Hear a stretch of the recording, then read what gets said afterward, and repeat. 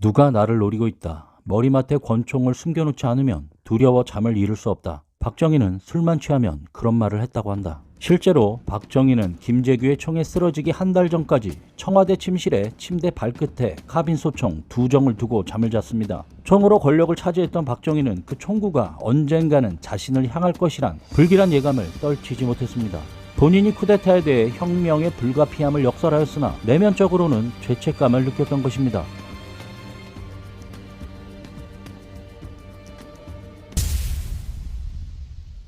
박정희는 어릴 적부터 과묵한 성격에 매사에 신중하며 빈틈없이 일을 처리하였고 좋고 싫음이 명확했으며 현실에 순응하지 않고 소신이 강했다고 전해집니다. 이러한 성격을 내향적 사고형으로 보는데 이것의 단점은 감정이 열등하여 좋고 싫은 것이 분명하고 사랑과 미움의 감정이 뚜렷하게 나타난다는 것입니다. 그러나 과묵한 성격 탓에 평소에 사람에 대해 좋고 싫음을 잘 드러내지 않았습니다. 대통령이 되어서도 대인관계에서 친소, 호불호 감정을 뚜렷하게 표현하며 비판 세력을 제거하려고만 하는 이를테면 적 아니면 동지라는 이분법적 사고방식에서 탈피하지 못했고, 이런 성향이 인사정책에도 그대로 반영되는 이승만보다 더한 편향성을 보여 국민 사이에 위화감을 느끼게 하였습니다. 이러한 성격이 지역감정, 지역차별의 원인이 되었다고 볼 수 있습니다. 그러나 박정희의 또 다른 능력은 바로 직관력과 용인술이었습니다. 5.16 쿠데타를 준비하면서 포섭 대상자를 선택할 때 박정희는 이미 주위 장교들의 자질이나 특성을 훤히 꿰뚫고 인물 됨됨이까지 파악하고 있어 이것이 조직을 구성하는 데 큰 역할을 하게 됩니다.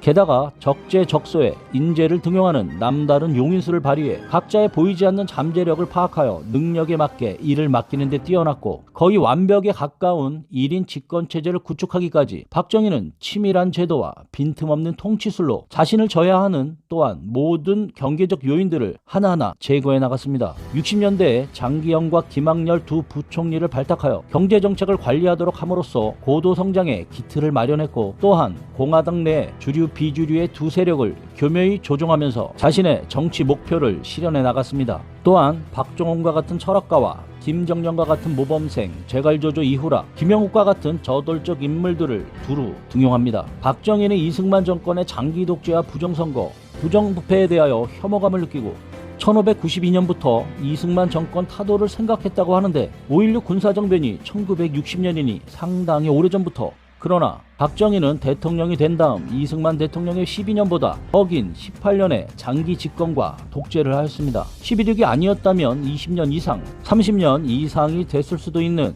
이러한 경향을 정신 분석학에선 이렇게 설명합니다.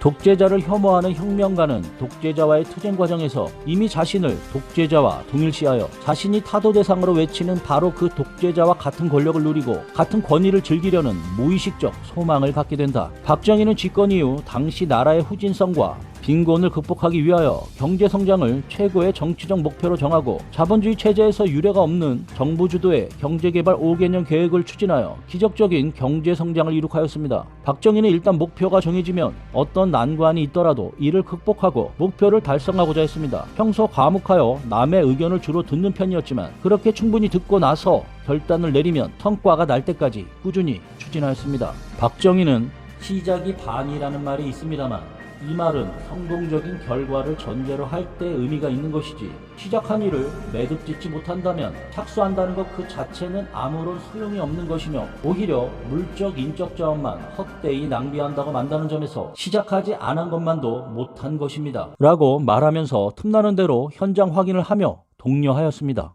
그러나 이러한 경제발전으로 박정희는 자신이 하는 일은 모두 옳다고 생각하고 자신만이 국가를 이끌어 갈 수 있는 유일한 인물이라고 생각했던 것 같습니다. 이와 같은 독선적인 생각은 결국 박정희로 하여금 삼성개헌, 10월 유신을 거쳐 영구 독재의 길을 밟도록 한 것입니다. 박정희는 앞에서도 말했듯 과묵하여 남의 이야기를 잘 경청하였으나 자신의 생각을 논리적으로 설득력 있게 표현하지는 못했습니다. 특히 유신체제 비판에 대해서 유신체제의 정당성을 한반도의 주변 정세와 북한의 남침 위협에서 찾았으나 설득력도 없었고 그저 변명으로 들릴 뿐이었습니다. 박정희는 재임 중 입버릇처럼 당대의 인기를 얻기 위해 일하지 않겠으며 내가 하는 일은 후세 사가들이 평가할 것이라고 주장하면서 나름 자신만의 리더십 스타일과 통치 전략을 구사했습니다. 박정희는 경제개발을 국가 제1의 목표로 간주한 반면에 민주적인 정치 발전이 이루어지지 못한 데에는 박정희가 당시 민주화 흐름을 제대로 읽지 못한 것도 하나의 요인으로 볼 수 있습니다. 우리나라는 해방 이후 고등교육을 통해서 1960년대에는 이미 지식층이 형성되어 있었고 4.19 혁명을 통해 지식층의 민주화 의식이 분출되었습니다. 그러나 이에 대한 박정희의 인식 수준은 이 말로 대신할 수 있을 것 같습니다. 우리 이 정도면 민주주의 잘하고 있는 거야. 세계에서 민주주의 하는 나라 얼마나 돼? 18개 나라뿐이야. 동양에서는 일본뿐임을 강조했습니다. 인권 문제도 마찬가지입니다. 그는 인권 정책에 대한 비판의 소리에 굶어 죽는 사람한테 인권은 무슨, 백성이 굶지 않게 하는 것이 최고의 인권 정책이야. 박정희에 대해 비판하면 어르신들이 앞선 박정희가 한 말을 그대로 내면화해 가장 많이 언급하죠. 또 박정희를 비판하는 사람들은 이렇게 말들을 하죠.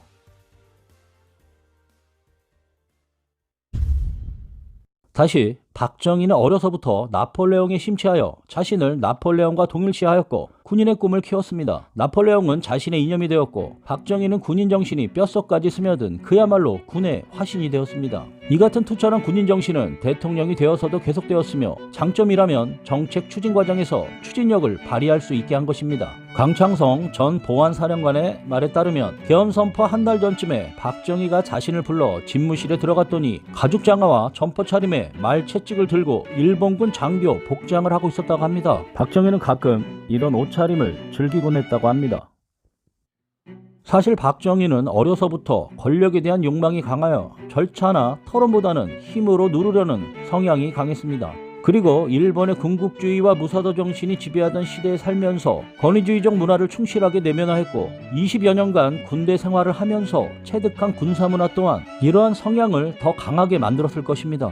박정희는 대통령으로서 뚜렷한 공과가는 경제 발전을 위해 끊임없이 노력하여 기적적인 경제 성장을 이룩하였지만 18년간 장기 집권을 하면서 4.19로 싹튼 민주주의를 짓밟았고 국민의 기본적 인권마저 유린했으며 지역 간의 불균형 발전과 지역 감정을 심화시켰다는 거죠.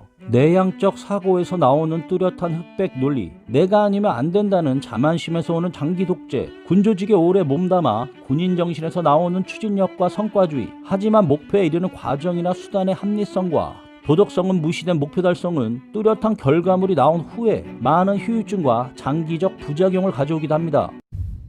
박정희는 1977년 대구 사범학교 5학년 때 담임 선생을 청와대에 초청한 적이 있는데 돌아갈 무렵 그를 배웅하면서 이런 말을 했습니다. 쿠데타의 지휘자로서 이곳을 무혈 점령한 제가 여기에 살고 있다는 것에 운명의 불가사의를 느낍니다. 그러한 내가 언제 사라질지 모른다는 각오를 하고 있습니다. 박정희는 총칼을 들고 권력을 쟁취하였지만 그런 방법이 합법적인 방법이 아니라는 사실은 본인 스스로 너무나 잘 알고 있었고 그로 인한 죄책감을 안고 살았던 것입니다.